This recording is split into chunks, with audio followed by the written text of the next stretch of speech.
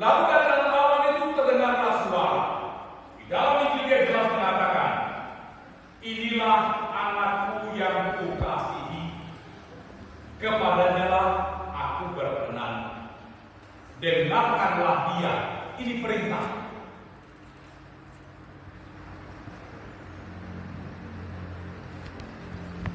Sepanjang kata ini punya makna yang luar biasa. Bahkan orang bisa mengatakan bahwa mana Yesus mengatakan bahwa dia dirinya Allah. Jangankan Yesus mengatakan, Allah yang mengatakan, bukan Yesus mengatakan. Dia tidak mengatakan dirinya adalah Allah. Para murid yang menjadi saksi yang mengatakan bahwa dia itulah putra Allah dan dia itulah Allah. Kalau dalam Injil Yohanes bab 1 ayat 1, awal mula firman itu adalah dia. Tetapi sekarang ini bukan siapa-siapa yang mengatakan, tetapi dalam awal itulah Allah yang besar yang punya kehidupan itu yang mengatakan bahwa dia adalah putraku. Perintah, dengarkanlah dia.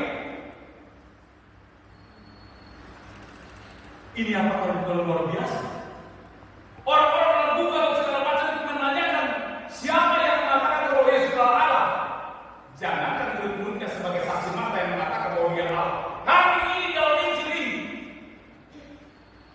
kita dengar betul Tuhan mengatakan Allah yang berhidupnya mengatakan dengarkanlah dia karena dia adalah anakku. Bukan itu saja. Bukan itu saja. Apakah cuma satu kali Allah mengatakan bahwa dia adalah anak? Bukan.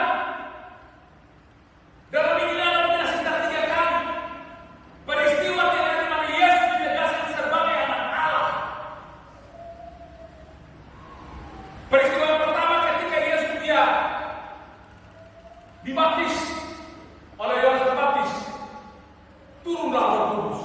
Langit terbuka. Suara yang sama. Dan kata-kata yang sama. Dia katakan begitu. Inilah anakku yang kukasihi, kepadanya lah aku berkenan, dengarkanlah dia. Kata yang sama betul saat itu di mana ketika Tuhan Yesus sendiri dibaptis. Apa yang belum cukup untuk mengatakan bahwa Yesus adalah anak Allah dan Yesus adalah Allah sesungguhnya. Maka inilah ini luar biasa untuk menjadi dasar iman kita. Yang kita mengatakan bahwa Yesus adalah anak Allah. Maka pertama itu sudah dikatakan pada saat Yesus dia dibaptis. Lalu yang kedua hari ini dalam Injil hari ini juga di atas bukit Yesus dipermuliakan. Lalu yang ketiga juga saat Yesus disalibkan. Kalau dia bukan Allah, bumi tidak terbelah. Bumi tidak digoncangkan kalau dia bukan anak Allah. Tidak ada kekuatan apapun yang bisa menggoncangkan dunia ini selain hanya kekuatan dari dia yang bisa menggoncangkan bumi, karena dia berkuasa atas bumi, di atas bumi dan di bawah bumi. Makhluk yang hidup maupun yang mati dia berkuasa. Disitulah ketika Tuhan Yesus memutuskan nafas yang terakhir. Apa yang Allah menggoncangkan supaya orang tahu bahwa dia itu adalah putraku yang kamu bunuh.